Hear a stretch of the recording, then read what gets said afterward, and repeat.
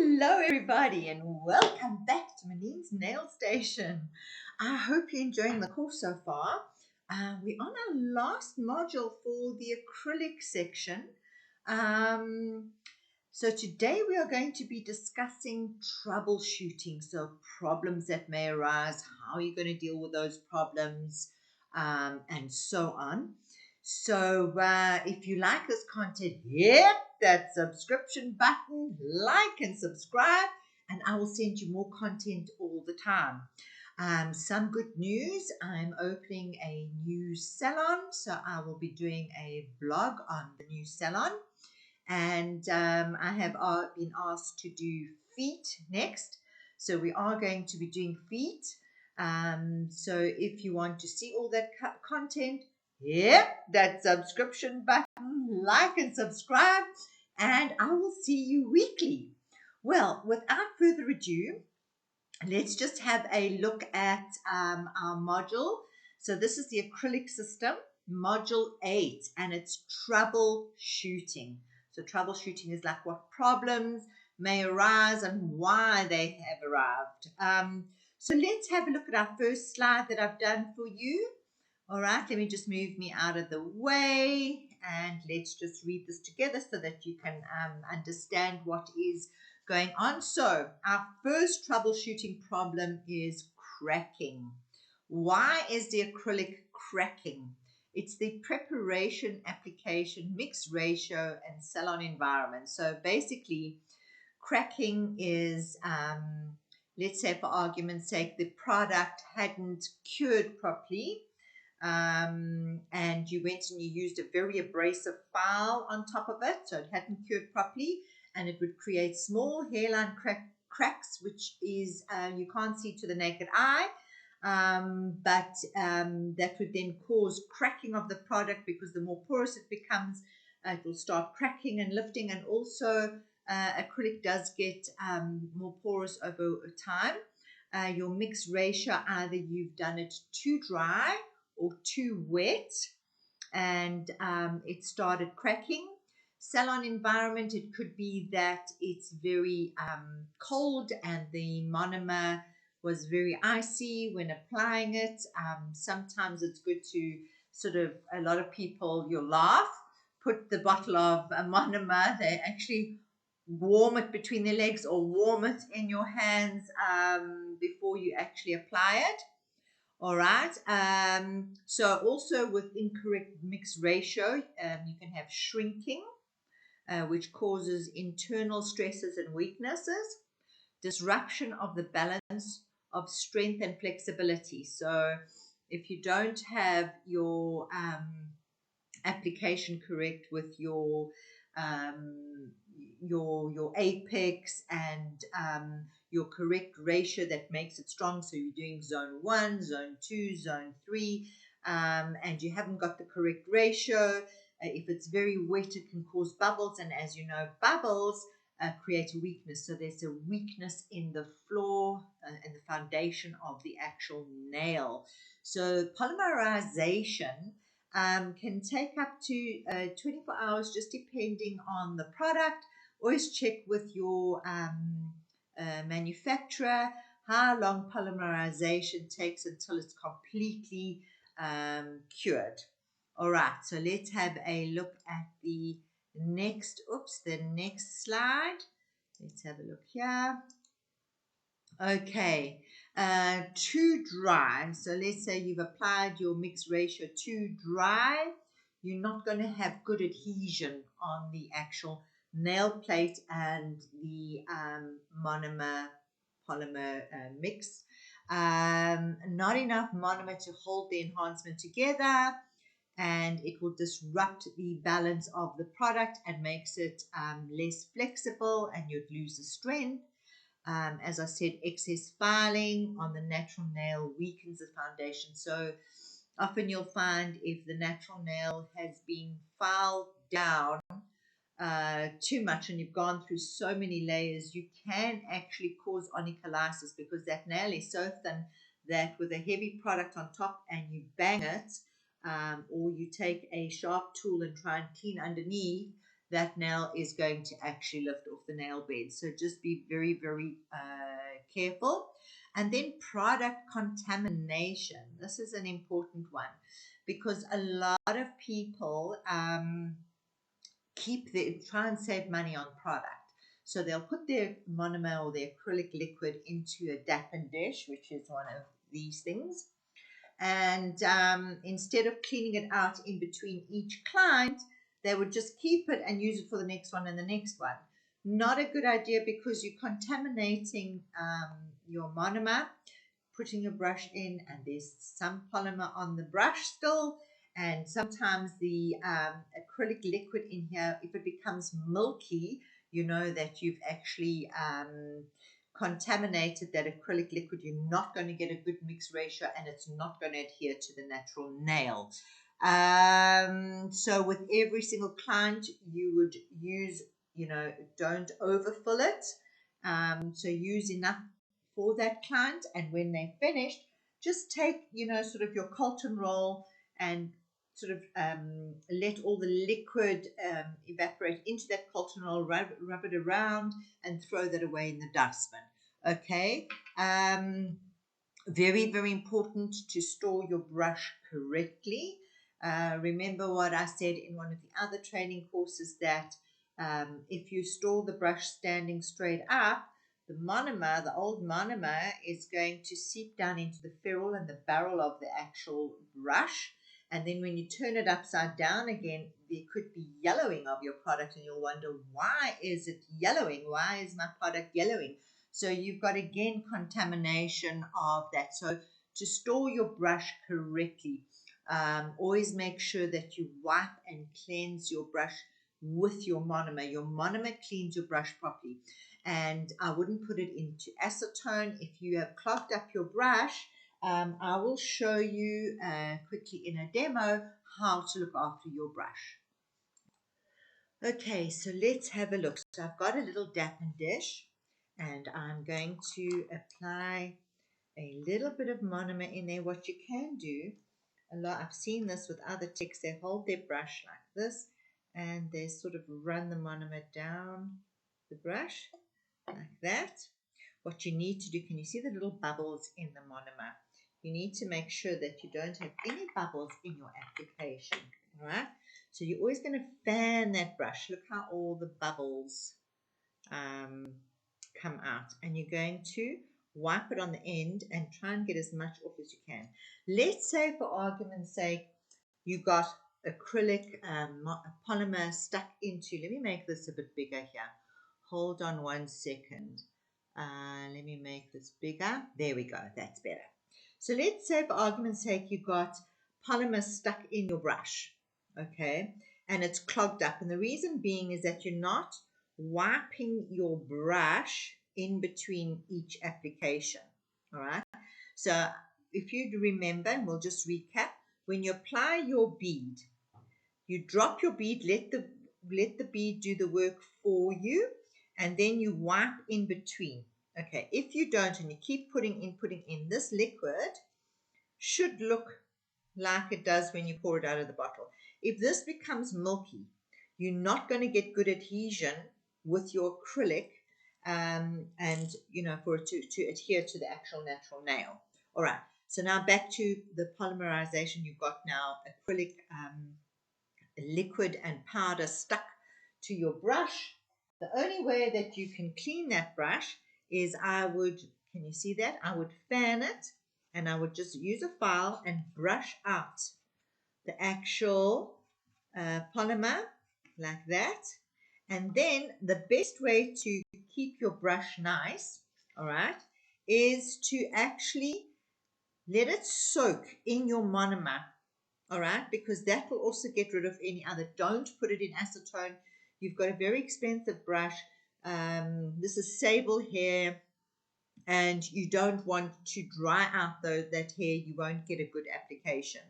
So when you are putting your brush away, you literally wipe that brush. So I sort of wipe it, and then I use my cotton roll to wipe it. Just wipe it. And then make sure that all the little hairs doesn't get bent when you put the lid on.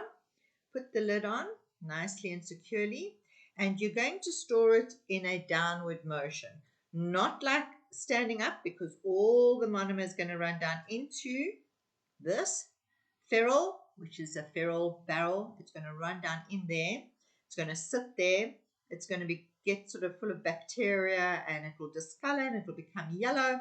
When you turn that brush upside down and you apply more monomer in and it becomes wet again, that will then seep down into the brush and go into your application. So very, very important how you look after your brush. These brushes can last you a very long time if you look after them well. All right. So always store it down and not up. Okay. That is a very, very important thing. Now you can see we've got a little bit of monomer left. What I normally do is I just break off the old Colton roll and I literally just rub it around like this. It cleans the dish. All right, all the monomer is absorbed into the Colton roll, and I'm ready for my next client. All right, so that's what you need to do with your acrylic application. So let me just get organized again. So that is how you would look after your brush, and how you can clean any clogged up polymer in your brush. All right, let me just go back down and let's go to our next slide.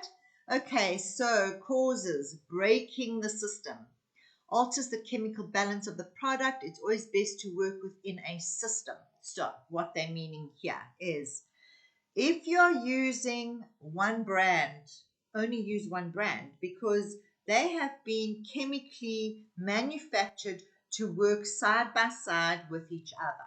So if you're now going to use a monomer acrylic liquid from one company, a powder from another one, a primer from another one, you're going to have problems in your application, and you won't have anyone that can help you why you are having those problems.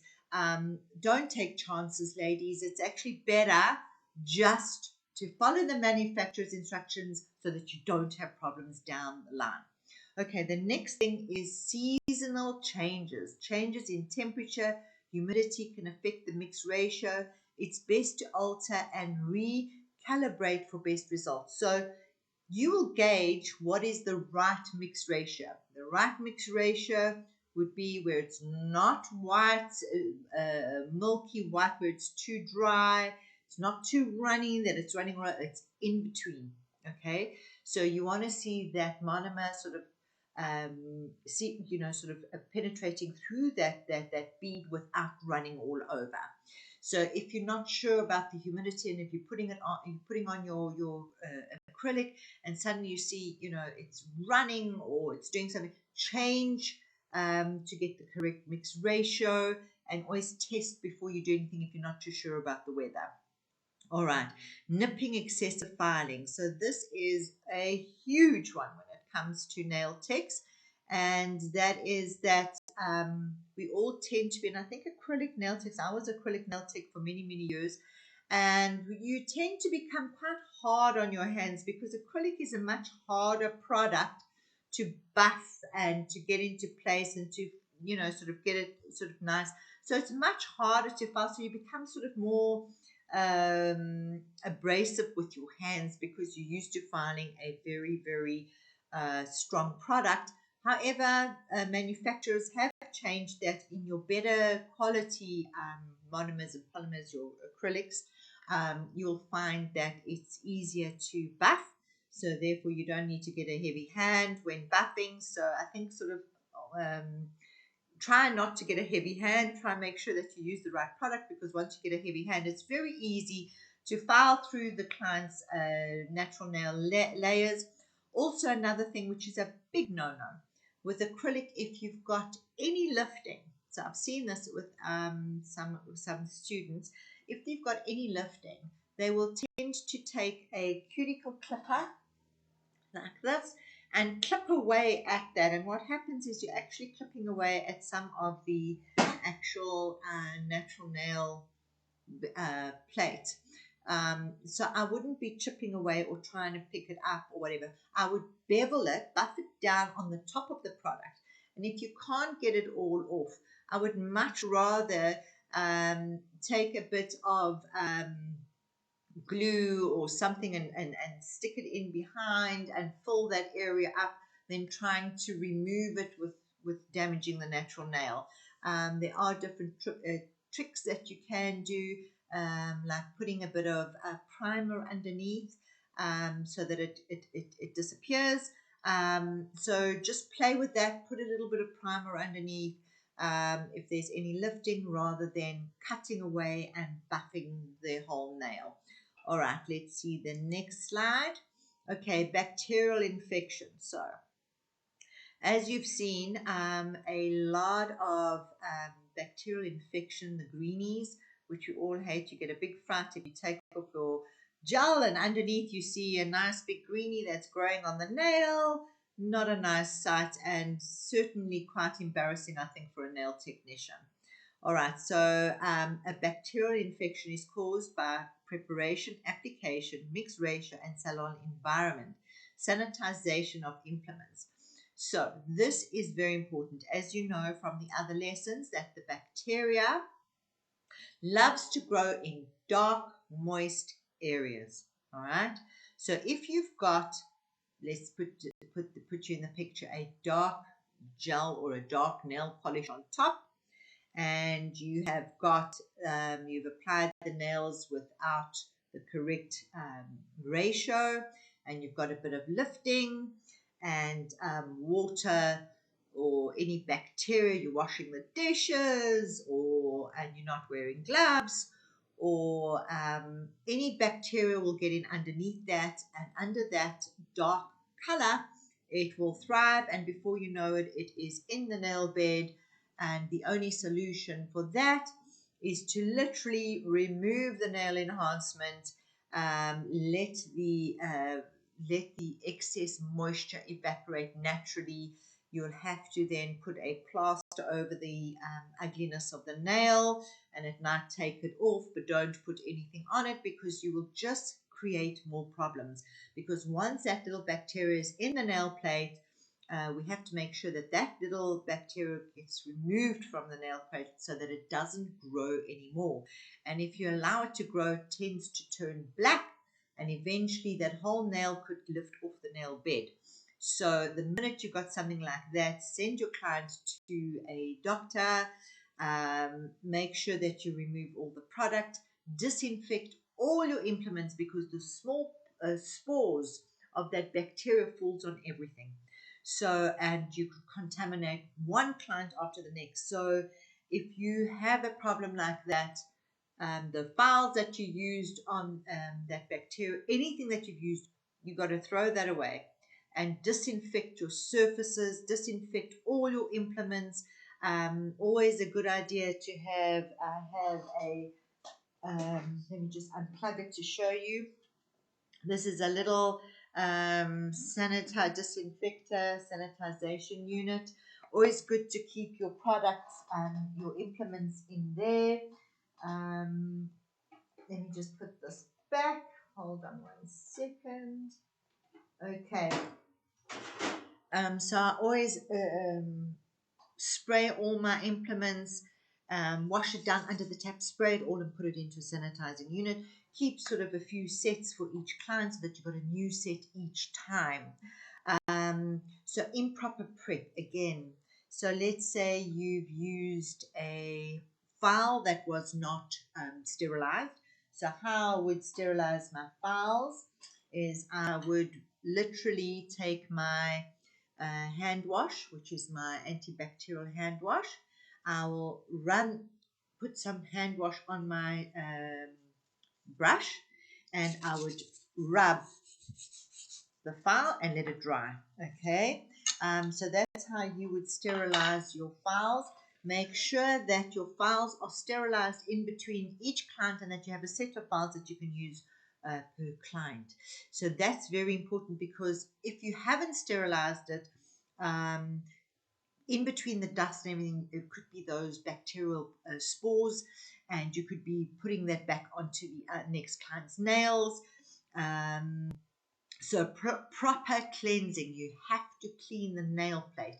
If you don't clean that nail plate properly and dehydrate it of all the natural oils, you don't know what's sitting in the oils of the nails. But that doesn't mean that you must go and buff that whole nail completely down. Not at all. You just need to get rid of those oils. Um, so you dehydrate the natural nail and apply product within 30 minutes. Keep all implements and abrasives disinfected to avoid transferring from finger to finger and client to client. So very, very important to keep all your implements sanitized and sterilized before you use them. All right, let's go into the next one, contaminated tools. Okay, so in some different countries, they have different guidelines how you must disinfect your implements. So you either have to immerse them into a solution for 10 minutes in a hospital grade disinfectant. Um, all right, but a lot of that is your metal implements. Don't leave it there overnight because it's literally 10 minutes and timer. Because if you do, you could land up getting your steel implements will start getting rusty, and that can also cause infection. All right, free edge separation. Okay, now hold on. Lifting areas are small spaces that moisture and bacteria can become trapped. Best if the client does not do their own repairs, as they can trap bacteria. So this is another one you guys must look out for. So if a client cracks a nail and they go and they buy a nail glue and they just fill the crack with the nail glue without disinfecting or whatever, they could trap in bacteria, and before you know it, you've got a little bacterial infection. So very, very important to educate your clients.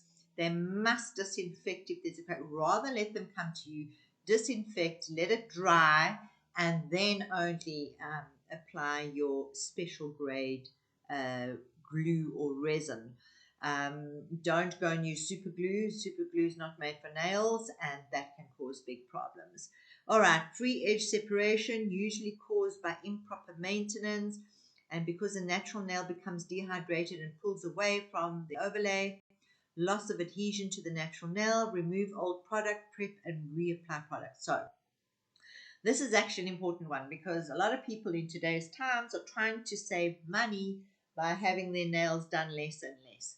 So it is important that with acrylic, there is a lifespan to acrylic. I would say, and this is just my opinion, that every 3 months one should actually remove and reapply a new set.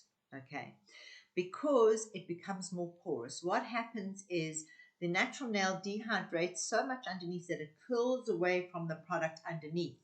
And any bacteria underneath, remember your hands are the most dirty tools. We use our hands in everything, especially if they're a gardener. There's bacteria in soil, there's bacteria in food, there's bacteria everywhere you look. So what happens is once, if they don't, that's why it's so important, and people think that we're trying to sell them product, but it's actually so important to oil the natural nail to keep that nail more flexible, more pliable, so that the nail doesn't curl away from the product. It's so, so important. Regular treatments maybe would also help in terms of keeping that nail more hydrated than dehydrated. So very, very important. You want to remove and put a new set, I would say, every 3 months so that you can check up on the client's nails and how porous the product becomes and how the nails curl behind. So you could sort of gauge if you see the client's nails are growing nicely underneath, but it's curling away. The minute it starts curling away, you can kind of, put some resin behind and hold it with a tweezer. I don't really recommend that, to get it to take it extra, long, because there could already be bacteria in there. So the minute you start seeing it curling away, don't take any risks. Remove and put a whole new set.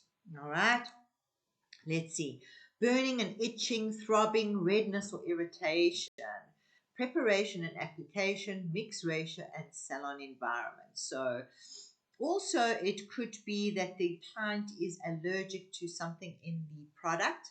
That's why it's so important to know the product that you're using so that if you have a problem, you can then phone the manufacturers and find out. So, again, you have to have the correct mix ratio. Also depends as well, what you're using. Some clients are more allergic than others, maybe to an acid primer. They need a different kind of primer.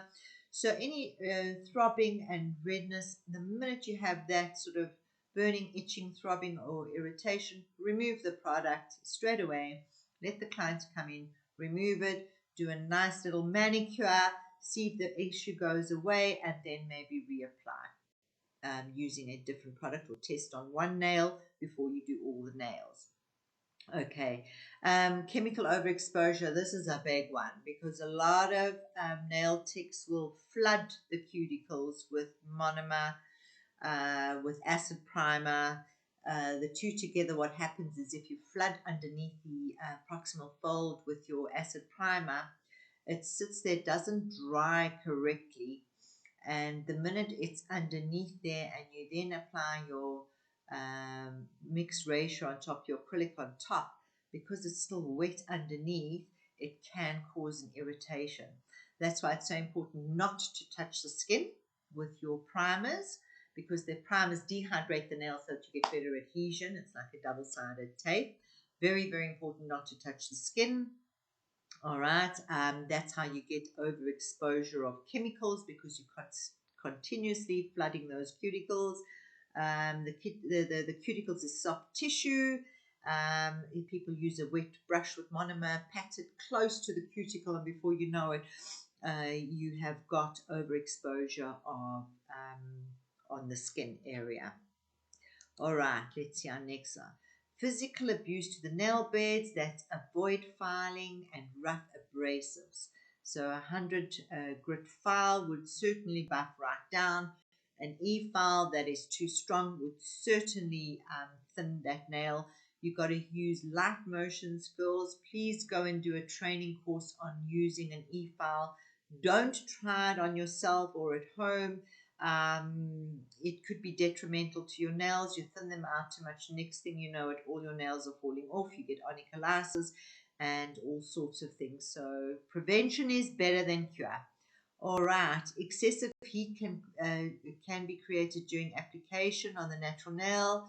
And the natural nail has been thinned out too much, is too wet, and heat is used to cure the product. Blow dries, high voltage of light.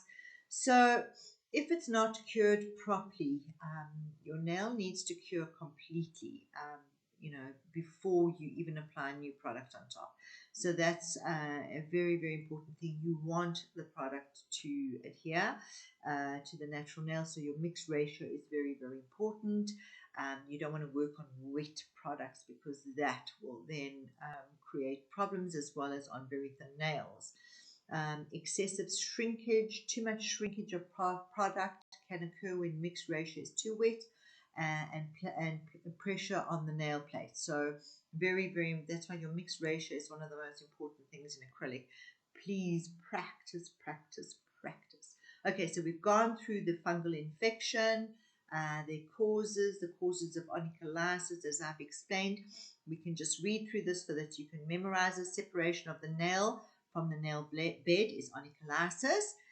The nail bed is an invitation for invisible pathogens to enter under the nail plate. Avoid the use of products containing formaldehyde, overbuffing, heavy-handed filing, electric files. Excessive pinching of products during the curing time can cause onycholasis. So a lot of techs want to get a beautiful C curve, and they pinch too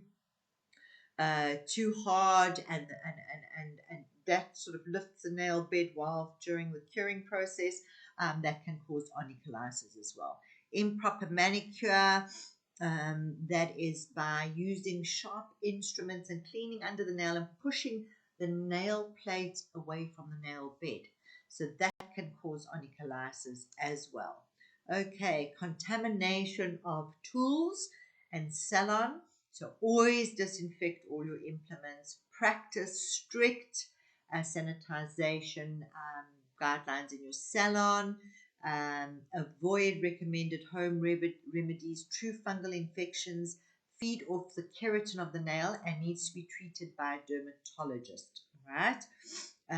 Best treatment is not topical, however, medication taken systematically that travels through the bloodstream and delivers a pool of medication on the nail bed is effective. Everything becomes much more lush in a warm, moist, dark environment. So it's very, very important to make sure that the environment does not help those little bacterial spores to grow. Product yellowing. Okay. So preparation, application, mix ratio, and salon environment. So remember I was talking about how to use your brush properly. Product yellowing. Also, some products don't have a UV UV chemical that resists that UV rays, and also sunbeds can cause the product to yellow. All right. The brush is contaminated, as I had just explained. All right. Let's just read it in case some of you didn't get it. Use dedicated brush for each type of monomer and clean thoroughly. Store brushes, it says here, upright in a cup container will allow inert monomer to drain down into the ferrule, and when the brush is positioned upright, the material will drain into the brush heads. As I said, you cannot store your brush standing up. Very, very important. All the dust that goes in there goes into the ferrule. A primer. Never apply product over a wet primer.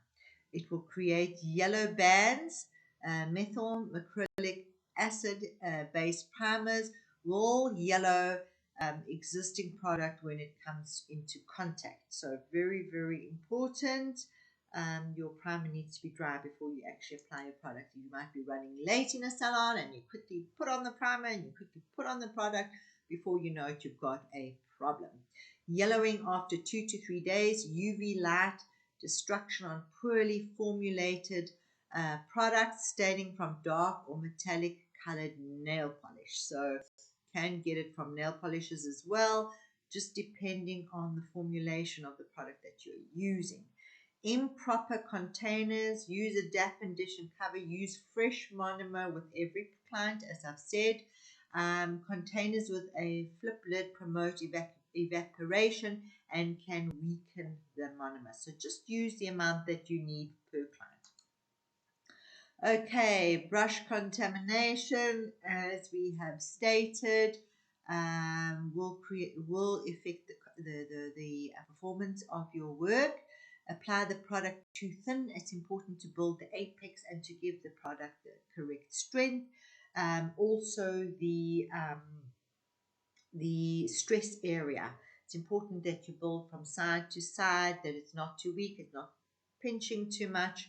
And it's very, very important not to work on weak surfaces. You want to create a strong foundation. If the nail is very weak and you apply onto a very, very weak nail, you are going to have problems. Rather strengthen that nail before you apply onto that nail.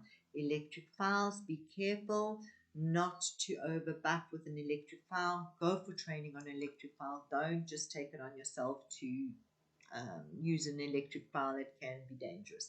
Okay, touching the surrounding skin with too much liquid and not using the correct system, and your seasonal changes. Well, that is all our troubleshooting for today. I hope it's given you some important knowledge.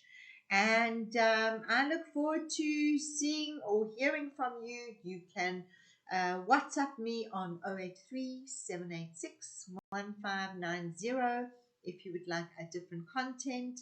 Let me know. And don't forget to hit that subscription button, like and subscribe. And I will see you in the next one. Bye for now.